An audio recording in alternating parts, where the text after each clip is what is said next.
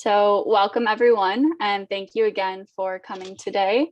It's wonderful to have you here to share your experience in policy with students from a variety of areas on campus. Like I've said a couple of times now, we're going to start with brief introductions. We'll go in alphabetical order by last name, and then we're going to open up the floor for questions from students. And students, feel free to either put questions in the chat and I can go ahead and read them off, or use the raise hand feature and I can call on you to ask those. Any questions before we get started? All right, then Keith, we'll start with you with your introduction. Great, thanks. Glad to be a part of this. I am the CEO and chairman of Platform Communications. We're a Midwest operation based in Madison. We service well over 30 clients and corporate, nonprofit, and associations, handling the communication needs and marketing as well as a part of that function. And my background, after UW-Madison, I graduated with a poli-sci degree and went to work in the legislature, both in the state assembly, state senate as a staffer and research assistant along the way, and then moved into more political work in terms of campaigns around the state in the state senate. And then later on joined with then Milwaukee County Executive Scott Walker as a campaign manager, and then became his chief of staff along the way. After that, I did some political consulting and then ultimately started doing more corporate, nonprofit, and association work. And so that's where my focus is these days, and glad to be here. Look forward to the conversation. Wonderful. Thank you, Keith. Harvey, we'll go with you next. Hi, good afternoon, everybody. Good evening. I'm calling in from Yangon, Burma, Myanmar. It's 11:30 in the evening. So I'm happy to be part of your day in Madison. I live in the future. I am a third generation Badger. After completing my undergrad in '95 and law school in '99, I worked briefly as a lawyer in Wausau and Milwaukee, but then I joined the State Department, where I've been a Foreign Service officer for more than 19 years now. I'm currently the Public Affairs Officer in Yangon, or Rangoon, depending on how you want to pronounce it. I've had this is my 7th tour. I've been basically deployed overseas my entire career. I've all in Asia, Guangzhou, Taipei, Dhaka, Bangladesh, Kuala Lumpur, Beijing, Hong Kong, and now here. And so very much doing, kind of foreign policy, mostly messaging and cultural programming. Thanks. Wonderful, thank you. Lachlan, you're up next. Hi, hello everybody. This is Lachlan Soper. I'm joining you today from Leipzig, Germany. And like Harvey, I am a Foreign Service officer as well. I became a Badger, a second generation Badger, originally from Wisconsin, and then went on to work for the United Nations and Department of Defense in Baghdad, Syria, and the West Bank. And decided to join the Foreign Service after doing a public policy degree at Princeton, the former Woodrow Wilson School of Public and International Affairs, now the School for Public and International Affairs. In the Foreign Service, I've served, this is my 2nd time in Germany. I also served with the DoD in Stuttgart. And I've also been in Manila, Seoul, and Yemen, and in fact, my stuff is still in Yemen as we were evacuated and had to leave the embassy behind. I look forward to speaking with everyone. Wonderful, thank you. And last but not least, Peter.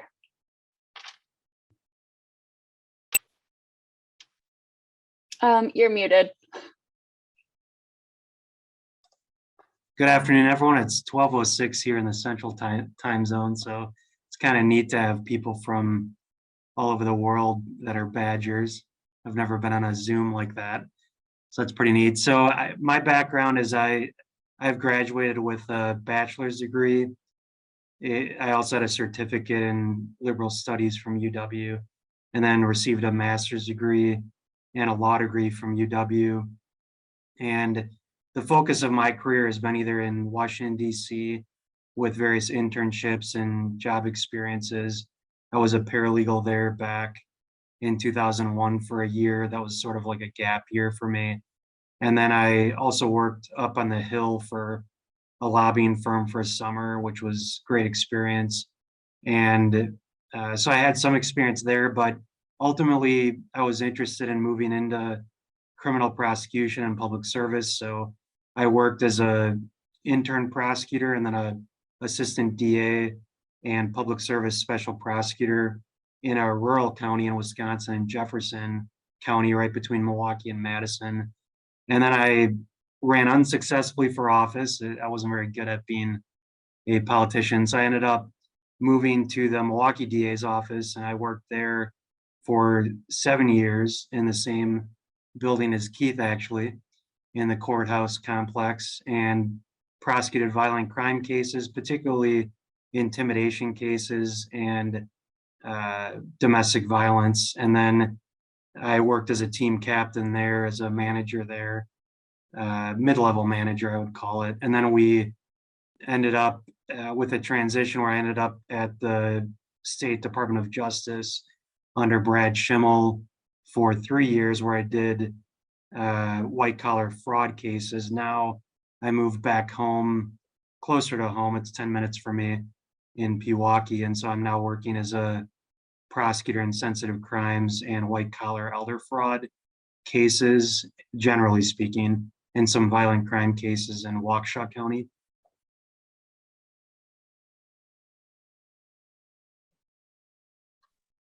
Great. Thank you all for being here, whether it's the middle of the day or late night. We appreciate you taking a time, an hour out of your busy days. So I'm going to encourage students who have just joined, again, feel free to put your questions in the chat or raise your hand and we'll call on you.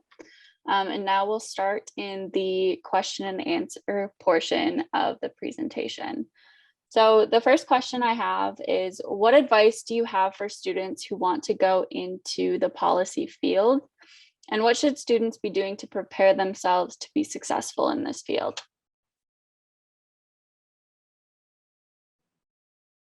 Well, I'll chime in and give my experience. I actually started out as a genetics major and made a switch right at the beginning of my junior year into political science. It was something I always had an interest in, and as I took a few political science classes, I started to enjoy it very much. And I think part of my experience was at the UW was the ability to kind of experience different areas. So if you're going to get into policy and that's where your passion is, you want to do something, it's really about figuring out what areas really interest you first and foremost, and gaining some of that expertise along the way. And my first internship was in the state assembly, and that's where I developed some different interests in criminal justice and a few other issues that then I took subsequently as additional classes at UW-Madison, and then I used that to parlay it into a job in the state legislature. So I think a lot of your success, if you're interested in policy areas, really figuring out what are the areas of interest, finding opportunities for internships to put that in practice with some mentors, hopefully, who will help you kind of navigate that world then after graduation, which I was lucky enough to do. And it was kind of just took off from there. You don't know where you'll end up, that's for sure, whether it be halfway across the world or in a governor's office at some point. I never would have thought that when I graduated from UW-Madison, going to the state assembly. So that would be my advice. That's funny, Keith. My story was really similar to yours. I started out as a pre-med major at Wisconsin, thinking, you know, like I was the smart kid in my class of 20 at Argyle High School in Lafayette County, which has no stoplights, and I'll be a doctor. So I took some pre-med classes, and they were interesting, but they were hard. And I was working at a biochemistry lab at the same time. So summer school hits, and I decide to take an international relations course, and I find it really interesting. And I'm talking to a postdoc in the lab about this class, and it was comparative politics and the paper I was writing. And he looked at me and said, "Yeah, Lachlan, you like it because it's easy." And I thought, well, you know, politics is actually not so easy. It's easy because it was interesting for me. And that would be my advice to students, that you choose something that's interesting to you. We have here this range of policy careers, from working in state politics to working in our justice system to the Foreign Service. And, you know, pick it and enjoy it and work really hard at it, and don't stop until you're done, no matter where it takes you. And the book I always recommend, I've done a few of these panels, and I will always recommend this book, is Grit, about the science of successful people. And she profiles, she does some studies with U.S. Army Special Forces. This is a psychologist, and she looks at Olympic athletes.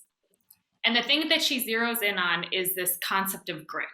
And one of the things is that you choose something, you work really hard at it, and you don't stop until it's finished, until you succeeded, or until you've actually completed that task. Until then, and then after that, you can move on to something else.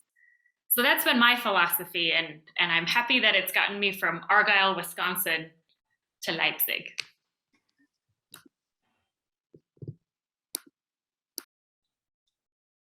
I would say and I think this is more broader than policy, is that, you know, like when you join an organization, you see people at the top, and when you find your mentors, you find these other people, and everything that we do, and, you know, regardless of it's policy or anything else, these are almost always learned skills. And so to really, when you are interested in a field and you find someone, you know, maybe that has made it to the top, it's an ambassador or an elected official or whatever, is to try to figure out what it is that, you know, got them there. Where did they learn, or how did they make the leap along the way? Because you see people that are successful, that are kind of polished at some level, but actually we're all, you know, like we need a lot of polish, and it takes a long time over a career. And in policy, is to figure out who those people are and try to get to know them. I would agree with all those comments. I think I still learn things from sort of moving throughout my career. You know, I've been in sort of the nitty-gritty area in violent crime in Milwaukee, and I enjoyed the challenges of it. And I think that there are opportunities. I think a lot of students that I talk to these days, especially for people in the States, there's concerns about, you know, injustices that may appear in the criminal justice system. And I've talked to some students who say, well, I don't feel like you can fix it. I feel like it's institutionalized. I feel like it's, you know, I'm not going to be able to make change. And what I would just tell you, and I think I'm sure the other presenters could say this too, you know, you can make change in short order if if you take the opportunity to do it and work with really good people and try to meet really good people. I've worked in offices that, you know, a Democratic DA, a Republican Attorney General. I've been in 2 other offices of varying parties. And so I think that we all have a common interest in public service, in the justice system in particular. And I think that sometimes challenges are opportunities. And I think I would say that in our system, policy is going to be huge in the next 25 years. I think that students that come out now are going to make the change, that are going to improve the system for the better. And so I would urge people to consider talking to people who are in the system about that, because I think you'd find some interesting anecdotes. And then there's also some, like I went for a La Follette degree, and I learned not just in law school how to think like a lawyer and use that skill set, but to think like a policy analyst or a manager. And what I would tell you is if you can mix your, sort of your majors or your specialties even in grad school, I think it can be very helpful. And it certainly has been for me, where I've been able to develop programs in the system within the context of the existing law, like for drug treatment courts or lethality assessment programs that are social science based. So, if you take the opportunity, you can sort of, as they say, the world's your oyster. So I think you take the chance to make a difference, and you can. So Wonderful. Thank you all. It's great to get each of your different perspectives, especially coming from varying positions in policy. So the next question that I have for you all is, what are the most rewarding or satisfying parts of your work? And what would you say are the most challenging pieces?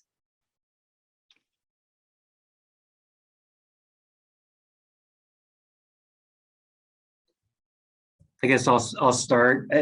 Obviously, the workload. I'd show you like some of my files in here, but the workload's heavy. I think that's a challenge to keep on top of it. If you saw my desk, it's kind of a mess, but I think working with people is really, I think, satisfying. I think helping people that are often at the worst point in time in their life, I think is satisfying. I think you get some professional and personal satisfaction from it. I think it's using those skills that Harvey talked about to try to, improve the world around you. And in the justice system, you're in a particular position to do that, using this, your trial skills or even negotiation skills. And I think one of the things to remember, like for a prosecutor, is that our job is to pursue justice, not just conviction. So I think that's something to always remember, is your job is to do the right thing, and it's a unique opportunity or role that way. So I would say that's one of the things that I find, satisfying for me. Yeah, I'd chime in with building a little bit off of what Peter said, which is bringing people together and building some consensus. Is both a challenge and kind of rewarding at the end of the day. We have a number of clients with a variety of different issues that are of concern to them. And what I find is that the difficult part usually is getting everybody to sit around a table and have a conversation about if there's a problem or issues, how do we address them? And then how do you build the consensus around a solution that everyone can agree to, or most people can agree to? And the reward out of that is, having an ability to impact people's lives, having success in changing something that was a problem into a solution, and being a part of that process. So, as you guys navigate, opportunities and internships, et cetera, it's really about taking stock of what it takes in any process, whether it be in government, justice, foreign relations, whatever. Ultimately, there's a process involved, and it takes a lot of people constantly working hard at figuring out how to get to consensus or get to a majority consensus, and can be a very rewarding. It's very difficult too, and you have to navigate humanity, which is personalities, opinions, etc. But if you're committed to it, you can change many things. You can change policies, you can change laws, whatever it may be. But it's really the commitment to the process and the ability to communicate and leverage relationships in those communications to achieve that successful outcome, or whatever it may be. I'd say for me, it's when you can translate a policy into something that helps people. And those, because I think oftentimes we talk about policies and in this kind of like broad thing with, in a political sphere, or, as something, U.S. foreign policy or whatnot. But so for me, it's when we can translate that, when I can translate our foreign policy objectives into helping somebody. And whether, here in Burma, we've been able to use our public diplomacy resources to help, to help faculty and to help Burmese that are being oppressed by the regime, that we've been able to offer some of them a route out. Or in another environment, it's helping American businesses close the deal, overseas, to export a lot of, whatever that will, employ Americans, help our American economy, but also kind of, provide a valuable service or a product, into wherever I'm serving. And so when you can be kind of the linchpin to make that all happen, I find is really the most rewarding part.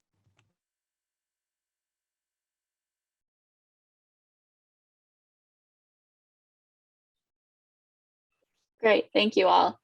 We have a question in the chat from Hannah, who's interested in prosecution in the future. So specifically for Peter, but other folks, feel free to chime in as you see fit. What do you advise as far as how to integrate a public policy degree into internships and undergraduate job experiences? I would say, like I said, I had the chance to work on Capitol Hill, and I also had the opportunity to work at the governor's office and the chief legal counsel's office, and I think those are really valuable opportunities. I also serve as a paralegal, as a civil litigation paralegal in a law firm right by the White House, and I found those to be really beneficial because I found that, obviously lobbying and government affairs, you're dealing with working directly with people a lot, but in the civil paralegal area, not so much. I mean, you work in an office and it's more of an office environment. You're not necessarily talking with other people all the time. And I found when I, for example, went out for, dinner later with some of the civil attorneys, they would say, well, do you want to be a trial lawyer, or do you want to be, somebody that writes briefs like we do? And maybe sometimes you get into court. And so I think you learn things when you work in different areas of public policy and law, which I think are really crucial when you're an undergrad.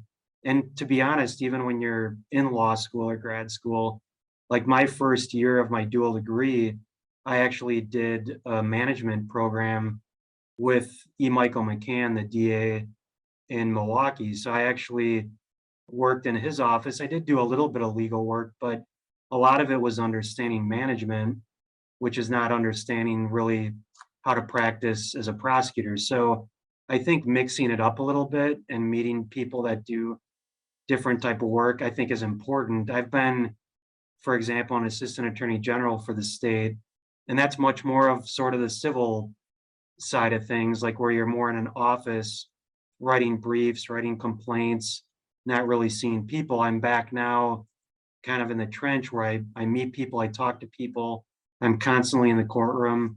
You have to figure out what it is you like and what you don't like. And I think that that's an opportunity to do that. So I would try to get as broad base of an experience as you can. And it would include even opportunities with people that are on the Zoom call that are presenting in other areas of policy.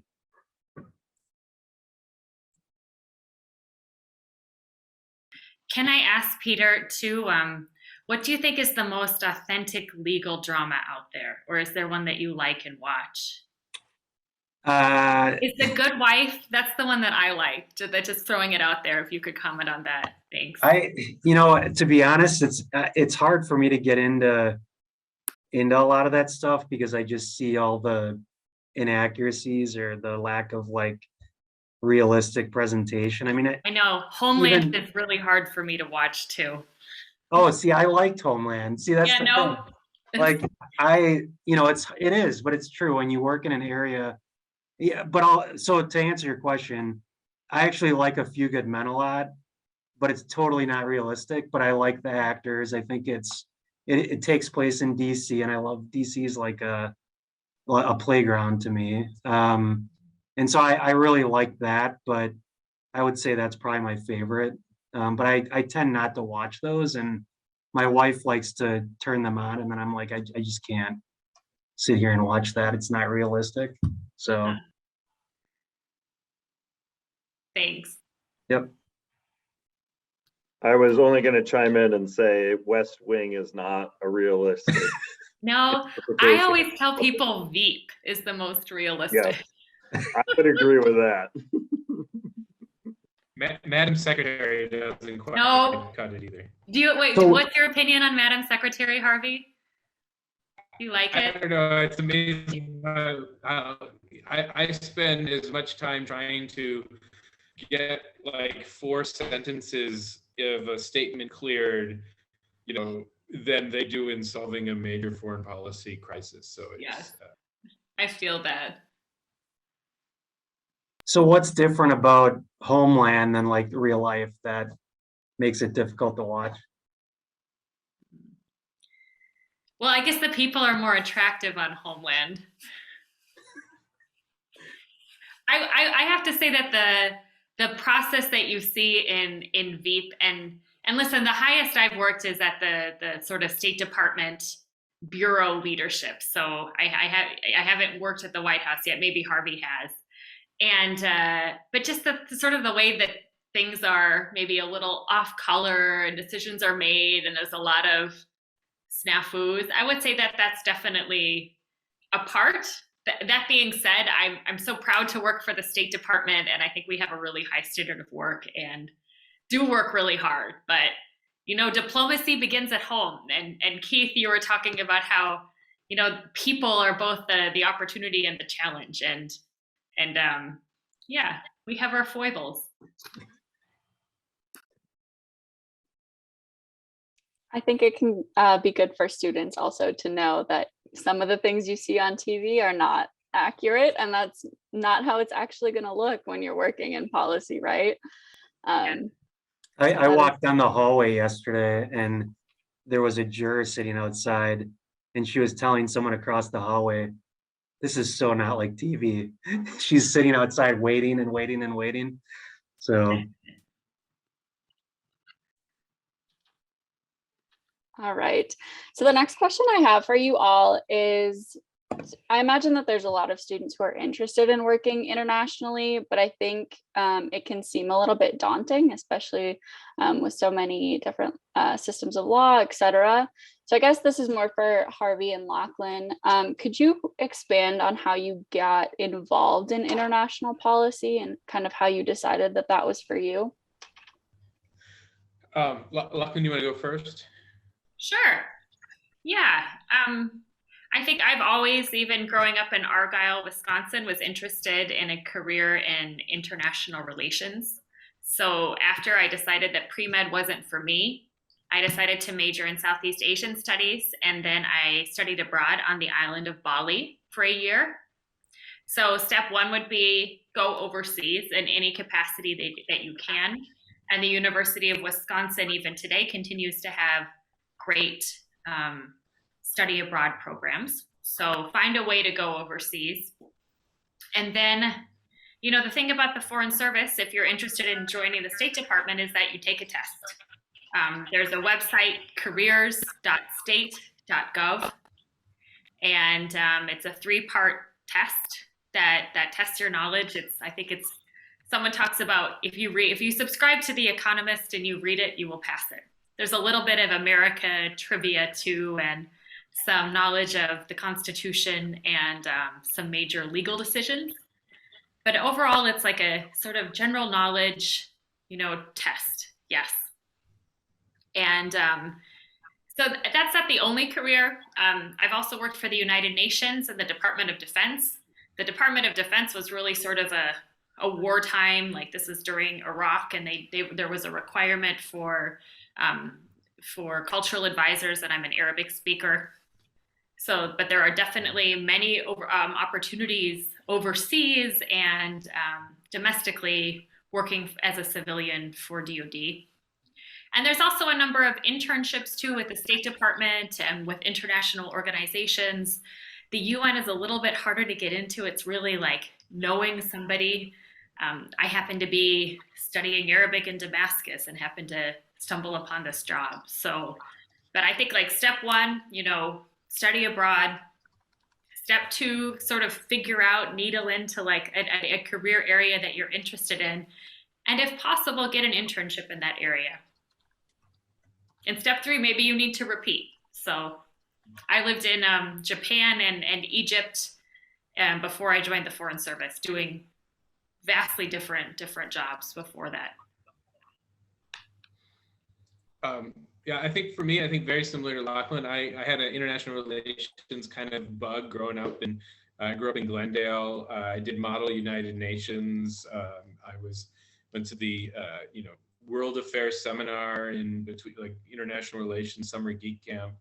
And then, at least at the time, I studied in China. I had a Chinese kind of language background, and when I graduated, there weren't a lot of opportunities in Milwaukee or whatever for Chinese speakers, but the world has changed so much. I agree. Like, if you're an undergrad, look at one of our internships. My son, a fourth generation Badger, he did a summer working also at the Department of State, and he was in Washington. I've never ever had the courage to serve in Washington, and so to go and the other thing I would say is, I worked a few years before I joined the Foreign Service, and I think that has helped me as a diplomat better understand kind of America. And so I would encourage you, don't think that you need to have your first job as being a diplomat, right? It's fun, it's great. But, I'd encourage you to kind of be part of your own community, and then to help understand kind of what it is that drives you to kind of serve others. And so, whatever you might want to do, you don't have to worry about, like, if you're not in the Foreign Service by 24, 25, 26, it's all over. You have plenty of time, and is to get that other experience, which will make you a better representative of America when you do make the leap. And make the leap. We go through kind of like ebbs and flows in hiring. I think we're about to hire a whole bunch of people, like every few years we kind of hire a lot, then we don't, but keep trying. The test doesn't cost anything.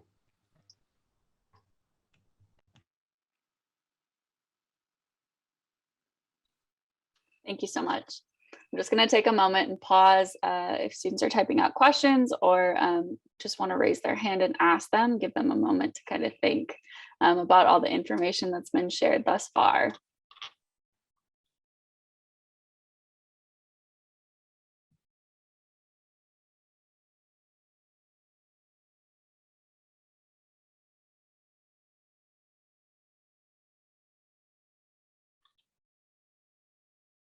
Okay, so the next question, yeah, go ahead, Harvey. I was gonna add, it's late here, so my brain isn't quite firing. One thing about the Foreign Service, which is awesome, is that we're really small. We're like maybe 10,000.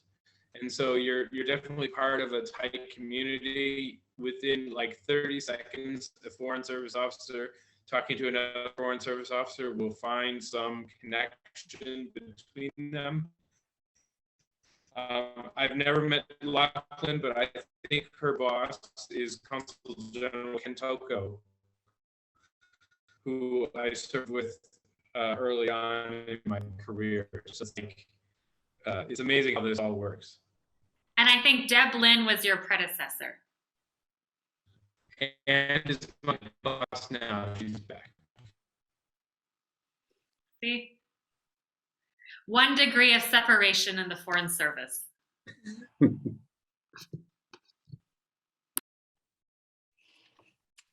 Okay, so the next question I have is, what were each of your most important considerations when you were choosing a job or this career path?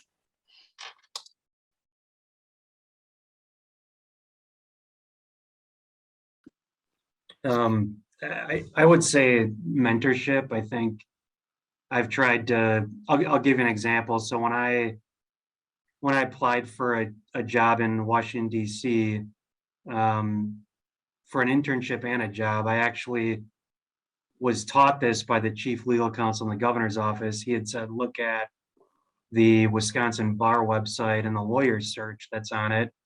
And there's also something similar, I believe, still for UW for alumni, and search the area that you want, I guess the jurisdiction or the state, the city that you want to work in, and then find alumni and research them. I spent a lot of time doing that, and I actually lucked out with my top choices both times. But what I did is I didn't get into law school when I applied.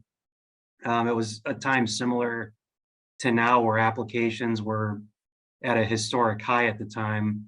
And so everybody wanted to go back to law school because the Silicon Valley bubble burst. And I ended up applying last minute. And I literally flew out to DC. I bought a ticket. I said, I'll be there next week. I sent a bunch of letters. At the time, we weren't dealing with email as much. And I got a bunch of bites, I guess, if you're fishing. And I ended up meeting people for coffee, for lunch. The person that I got hired for that particular job was a former state bar president. And he said, Peter, we didn't have to meet at the old Epic Grill by the White House. We could have met down the block from Camp Randall because I live there.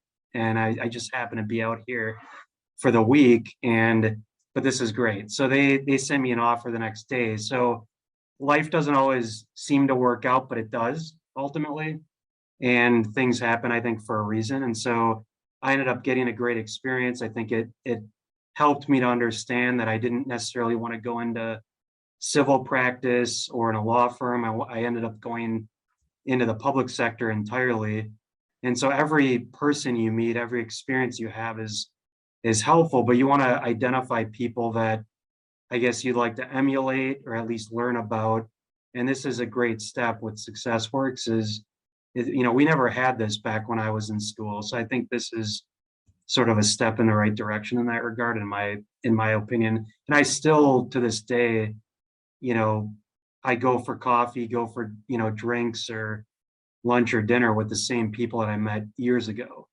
So that's my advice. Yeah, I was just going to offer up. I mean, one of my first considerations was I needed to get a job and just make money. So I lucked out that through my internship, I got enough exposure that I had a real opportunity to join a legislative office and kind of learn further and be more responsible in terms of overseeing a set of policy areas and handling constituent services, things like that. So, and I think part of my goal was just really try to get as much or absorb as much of the experience as possible in terms of, finding that opportunity, that job, because I do think, and Harvey's right, it's just like, you just learn so much along the way, and doesn't have to be in the area that you get your degree in that, or if you want to be in that area, just having experience in the workforce and understanding different things like management and just the interactions with coworkers, all those experiences will just help aid you in your, progression in your career. And so, for me, it was just getting into the building, into the state capitol, start there and figure it out from there. I didn't have necessarily a set plan. I just knew that's where I wanted to be. And I got that opportunity, jumped at it. And then, I just kind of went with it in terms of, experiences, meeting other people, and then in part along the way was those people then offering me new positions and new opportunities. Sometimes they were wildly different from what I had been doing, but I just enjoyed it because it gave me such a great diversity of areas to experience, work in. And then, I use that just to soak up and learn even more about what it meant to be, part of an organization, be an employee, have that responsibility for, certain projects, policy areas, delivering white papers, memos, updates, things like that, tracking bills. So.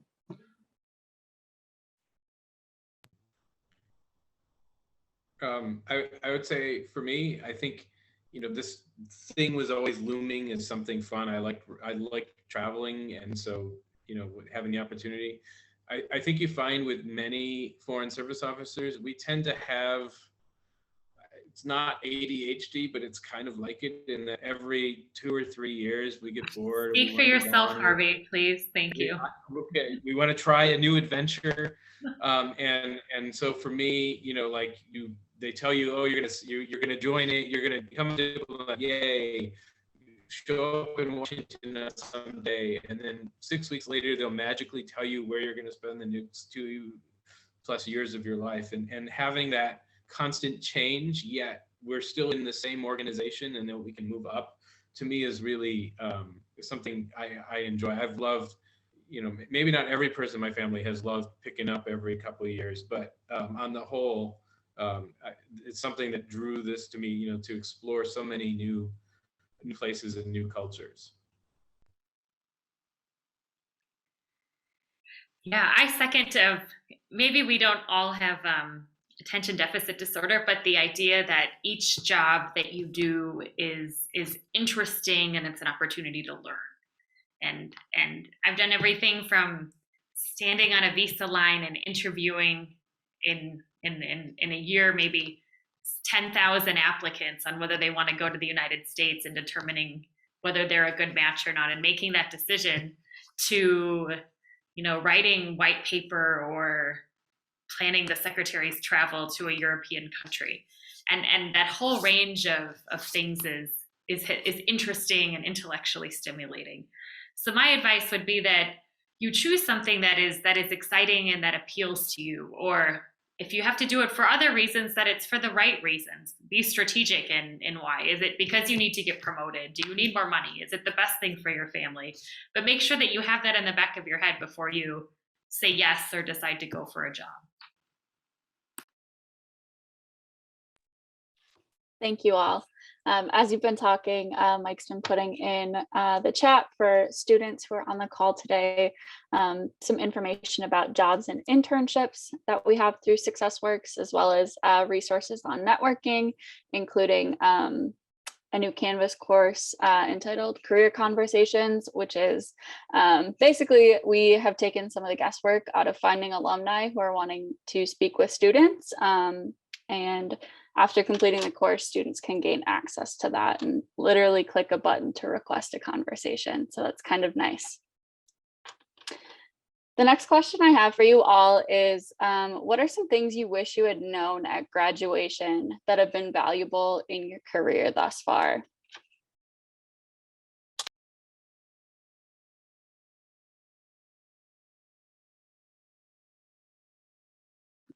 So I have a few. I'll stick to 3. So number 1, I didn't know anything about the Foreign Service. I think somebody mentioned to me at a frat party one night before a Badger game, and said, there's this job that you can get, and you travel around the world. So step 1, you guys are in the right place by going to SuccessWorks and taking part in this panel. The second thing is, I think that I was always a little afraid and had a bit of the imposter complex coming from rural Wisconsin. And you find that many people in Washington, or especially in the Foreign Service, are from, they're from the East Coast, or maybe they come from more, urbane environments. And, the beauty of the Foreign Service is that we take, and I think of our U.S. sort of policy world, our government service, is that it takes all stripes. Like, we need people from rural Wisconsin who are doing foreign policy. Like, I live right now in the former East Germany, in a place which reminds me of like the tri-state area of Wisconsin and Iowa and Illinois, where I'm from, where some people feel left out of the German economy and are making different political decisions than the rest of the country. And so I'm that experience of me, like growing up in a rural environment, is important for my work here, working with people from other rural environments. So second, like, don't be afraid. And then the third thing is, it was right to study. And I did study a lot, and I didn't go to frat parties all of the time. And that you should be studying and you should work hard. And it is your ticket to success, is to go to classes and to learn, but to also focus on that milieu around you. I have a professor from Wisconsin who I still keep in touch with. We've met in the Philippines. He's been to visit me in Seoul. They'll probably come to visit me in Europe. And out of this big land grant university that is Wisconsin, I'm so glad that I developed this personal relationship with my comparative politics professor and his family. So don't be shy about building these connections and networking.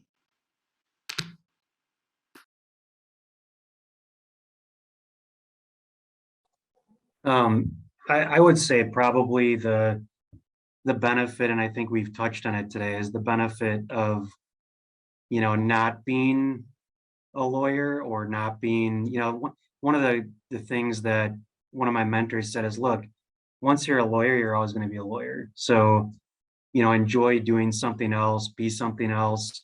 And I had the chance back in 2001 where I moved out to DC because things didn't work out for me. And looking back, people said, well, it'll be all right. Things will work out for you. And I was always like, well, it's easy for you to say you're a lawyer and you're in your position and, everything's great for you. But looking back on it, I think it's true. I think that, the experiences that I had there, I'll never forget. And the relationships I developed there, I'll never forget. I had the chance to travel because I didn't have a caseload to worry about. And so I got to go to places that I'd never been.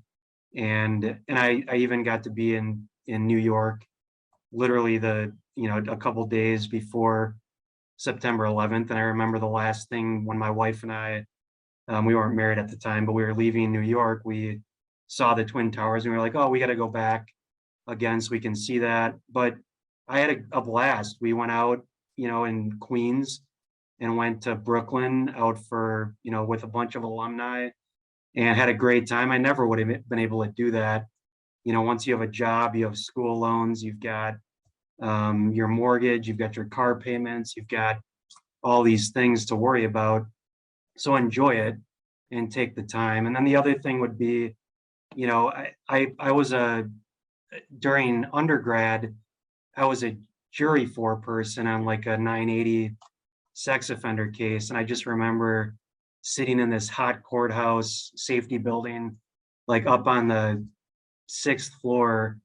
And it was just hot and nasty.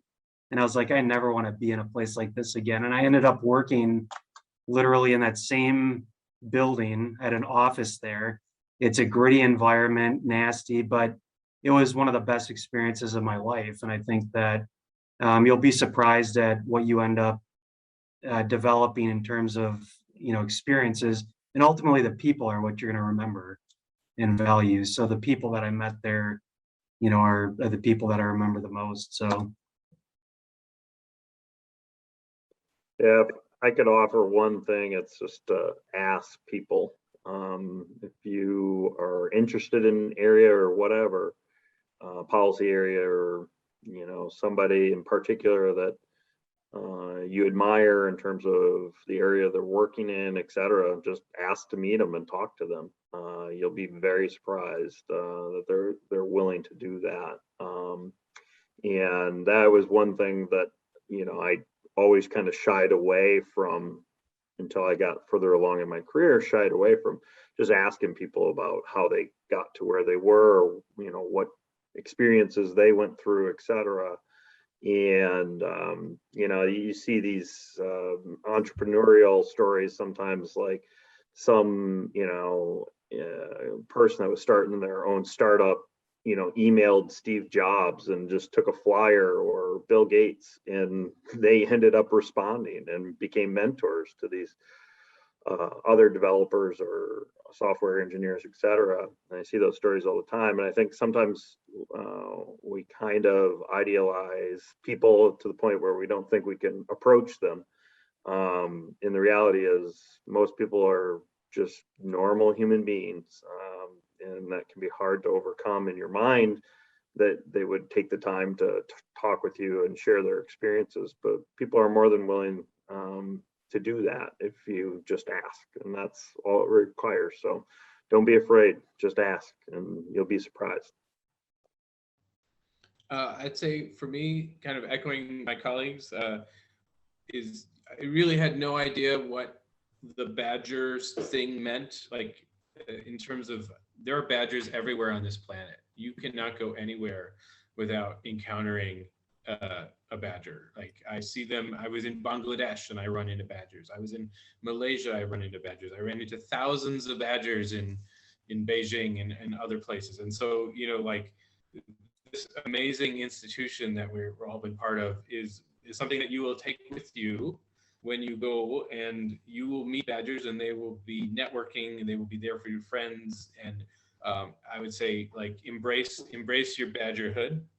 And I guess the other thing is, I would say is, remember, you're not getting a degree. I mean, the degree, you know, you're getting a skill set. And so your skills that you're learning in classes, whether, you know, however you're applying, you know, whatever you're majoring, these things apply across multiple disciplines and things like that. And so, you know, I got caught up right away on like, oh, I want to do China. I can only do China. That's because that's what I do China. And instead of not recognizing kind of maybe more broadly about, you know, understanding a little bit about how governments work or how, you know, policies are made and things like that. And so I would say, don't rely so much about, you know, whatever your major is, or your minor, or your concentrations is to think about what it is that you actually know how to do. Because when you can translate that, then you'll have plenty of opportunities everywhere.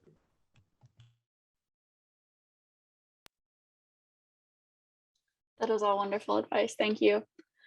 We have about 5 minutes left, so I want to give students one last chance. If they have any lingering questions, to feel free to put them in the chat again, or raise your hand. Otherwise, I can ask one final question.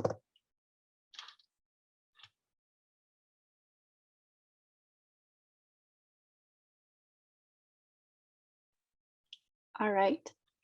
Seeing no questions. The final one that I have for you all is, what is one final piece of advice you would give to students who are hoping to start in or are continuing their journey in the policy field?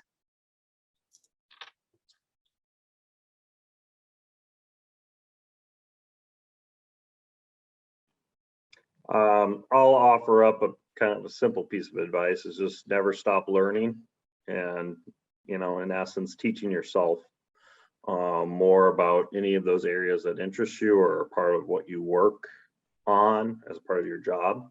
Just keep learning. There's endless amounts of information on the internet, on TV, everywhere, written articles, etc.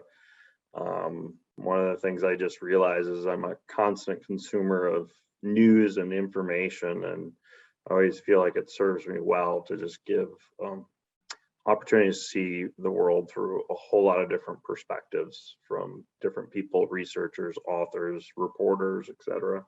It just all contributes to my ability to be, you know, that a strategic advisor for communications for my clients. And I enjoy that work, but I need and always challenge myself to constantly be critically thinking about, am I doing the right thing? Am I saying the right thing? Is this what they need? Is this, you know, the right strategy? All of that will serve you well, but just never stop learning about it.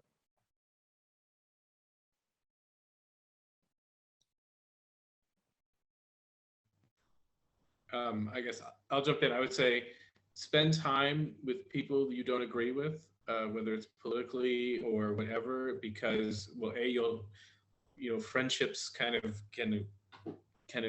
transcend politics, as well as, you know, like I had a political ambassador in China, you know, he was a longtime senator and his representative, and he's like, you know, like basically he's like, look, we're not always right and the other guys aren't always wrong.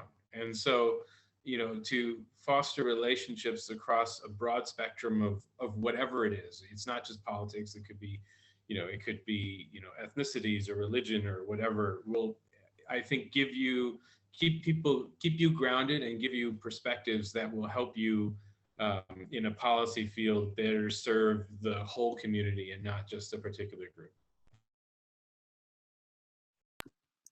I'll jump in. And, you know, we talked about going overseas and working hard and choosing something.